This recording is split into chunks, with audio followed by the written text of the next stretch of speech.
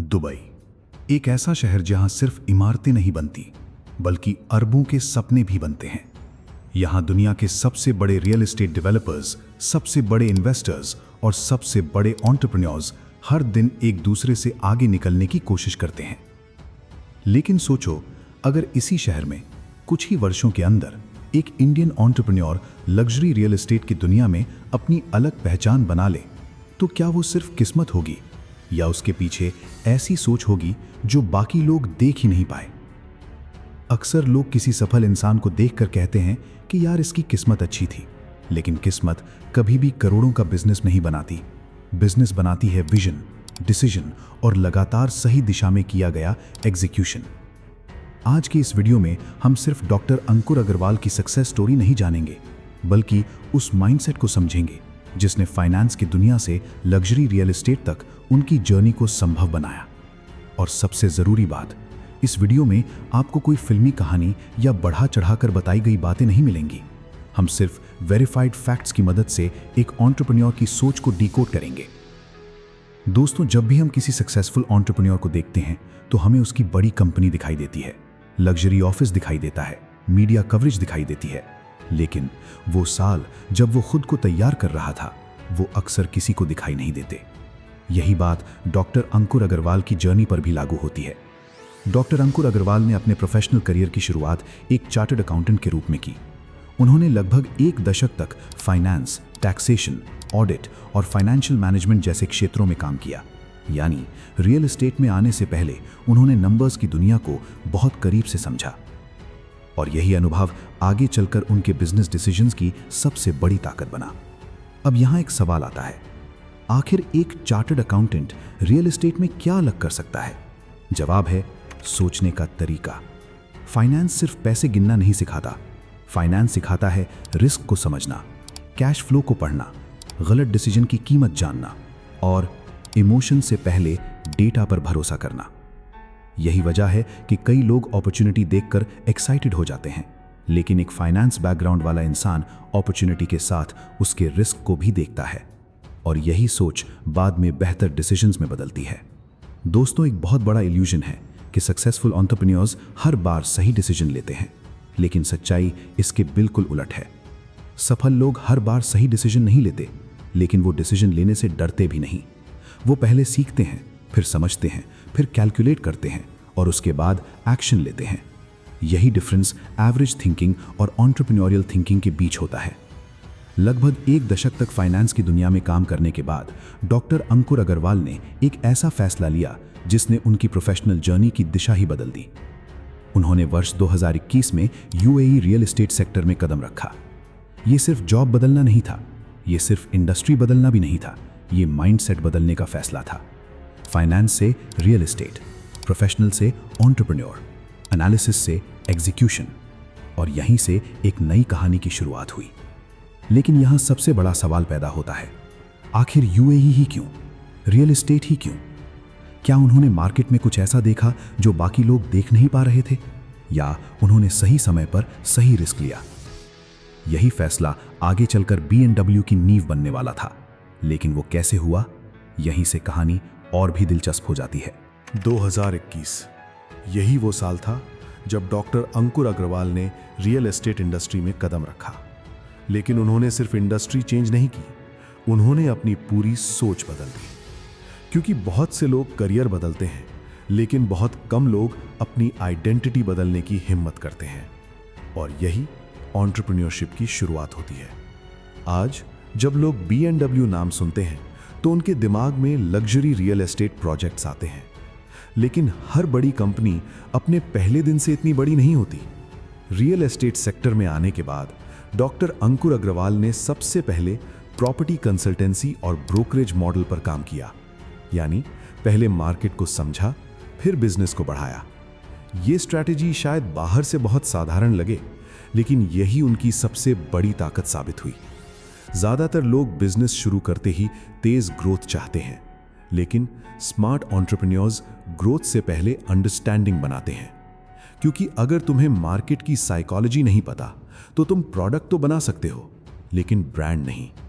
Real estate consultancy के दौरान उन्होंने मार्केट को करीब से देखा, इन्वेस्टर किस चीज पर भरोसा करता है, लग्जरी बायर क्या चाहता है, कौन से लोकेशन भविष्य में ग्रो कर सकते हैं और मार्केट किस दिशा में जा रही है। यही जानकारी आगे चलकर B&W की सबसे बड़ी कैपिटल बनी। बहुत से लोग सोचते हैं कि सक्सेस स्पीड से आती है, लेकिन असलियत में सक्सेस प्रिपरेशन से आती है। अगर तुम बिना समझे सिर्फ जल्दी करने लगो तो ग्रोथ टेम्पररी होती है, लेकिन अगर तुम पहले सीखो, फिर स्ट्रैटेजी बनाओ और उसके बाद एग्जीक्यूट करो तो ग्रोथ लंबे समय तक टिकती है। यही प्रिंसिपल दुनिया के लगभग हर बड़े एंटरप्रेन्योर में दिखाई देता है। अब मार्केट को समझने के बाद अगला सवाल था, क्या सिर्फ प्रॉपर्टीज बेचनी है या कुछ ऐसा बनाना है जिस पर अपना नाम लिखा हो। यहीं से जर्नी ने एक नया मोड़ लिया। 2023 में B&W buying and selling LLC ने अपनी मौजूदगी मजबूत की और उसके बाद 2024 में B&W डेवलपमेंट्स की शुरुआत हुई। यानी अब कंपनी सिर्फ प्रॉपर्टीज सेल नहीं कर रही थी, बल्कि लग्जरी रेजिडेंशियल प्रोजेक्ट्स डेवलप भी कर रही थी। यही बिजनेस मॉडल का सबसे बड़ा ट्रांसफॉर्मेशन था। यहां तुम्हें एक बहुत महत्वपूर्ण बात समझनी होगी। बिजनेस करना और ब्रांड बनाना दो अलग अलग चीजें हैं। कोई भी इंसान प्रोडक्ट बेच सकता है, लेकिन ब्रांड सिर्फ ट्रस्ट से बनता है। B&W ने लग्जरी पोजीशनिंग, स्ट्रेटेजिक पार्टनरशिप्स और प्रीमियम कस्टमर एक्सपीरियंस पर जोर दिया। यही वजह है कि कंपनी ने लग्जरी रियल एस्टेट सेगमेंट में अपनी अलग पहचान बनानी शुरू की। दोस्तों, कंपनी शुरू करना मुश्किल है, लेकिन कंपनी को लगातार ग्रो करना उससे भी ज्यादा मुश्किल, क्योंकि जैसे जैसे बिजनेस बड़ा होता है वैसे वैसे डिसीजन का इम्पैक्ट भी बड़ा होता जाता है। अब सवाल सिर्फ प्रोजेक्ट्स का नहीं था, सवाल था लीडरशिप का, विजन का, एग्जीक्यूशन का और एक ऐसी टीम बनाने का जो फाउंडर की सोच को रियलिटी में बदल सके। यहीं से डॉक्टर अंकुर अग्रवाल की जर्नी सिर्फ बिजनेस स्टोरी नहीं रही, बल्कि लीडरशिप की केस स्टडी बननी शुरू हुई। लेकिन आखिर क्या था जो उनकी लीडरशिप को अलग बनाता है? उन्होंने रिस्क को कैसे देखा, डिसीजन कैसे लिए और ऐसे कौन से प्रिंसिपल्स हैं जो आज हर एंटरप्रेन्योर, हर स्टूडेंट और हर प्रोफेशनल अपनी लाइफ में अप्लाई कर सकता है? यहां यह जानना जरूरी है, क्योंकि कई बार सक्सेस पैसों से नहीं, माइंडसेट से शुरू होती है। बहुत लोग कहते हैं, यार वो सही समय पर सही जगह पहुंच गए। लेकिन अगर सिर्फ सही समय ही सक्सेस की गारंटी होता तो उसी मार्केट में मौजूद हजारों लोग आज उसी जगह होते। सच्चाई ये है, अपॉर्चुनिटी हर किसी को दिखाई देती है, लेकिन उसे पहचान कर उस पर एक्शन लेने की हिम्मत बहुत कम लोगों में होती है। यही एक एंटरप्रेन्योर की सबसे बड़ी पहचान होती है। प्रिंसिपल नंबर 1, विजन हमेशा आज से बड़ा होता है। जब कोई एंटरप्रेन्योर कोई फैसला लेता है तो वो सिर्फ आज के बारे में नहीं सोचता, वो 5 साल बाद, 10 साल बाद और कभी-कभी उससे भी आगे की तस्वीर देखने की कोशिश करता है। यही लॉन्ग टर्म थिंकिंग किसी भी बड़े बिजनेस की सबसे मजबूत नींव होती है। डॉक्टर अंकुर अग्रवाल की सार्वजनिक रूप से उपलब्ध बातचीत और B&W की ग्रोथ स्ट्रैटेजी में भी एक बात बार बार दिखाई देती है। लग्जरी रियल एस्टेट को सिर्फ एक प्रोजेक्ट की तरह नहीं, बल्कि एक long term value creation opportunity की तरह देखना। यही सोच शॉर्ट टर्म प्रॉफिट और लॉन्ग टर्म ब्रांड के बीच का अंतर बनाती है। प्रिंसिपल नंबर 2, नॉलेज कॉन्फिडेंस से पहले आता है। हम में से ज्यादातर लोग कॉन्फिडेंस आने का इंतजार करते हैं, लेकिन बिजनेस की दुनिया में कॉन्फिडेंस नॉलेज के बाद आता है। फाइनेंस में बरसों तक काम करने का अनुभव, मार्केट को समझना, नंबर्स पढ़ना, रिस्क को एनालाइज करना, ये सब किसी भी बड़े डिसीजन की तैयारी थे। यही कारण है कि सक्सेसफुल एंटरप्रेन्योर्स गेस नहीं करते, वे रिसर्च करते हैं, ऑब्जर्व करते हैं और उसके बाद एग्जीक्यूट करते हैं। प्रिंसिपल नंबर 3, ब्रांड ट्रस्ट पर बनता है। एक प्रोडक्ट कोई भी बना सकता है, लेकिन एक ऐसा ब्रांड जिस पर लोग भरोसा करें, वो सालों की कंसिस्टेंसी से बनता है।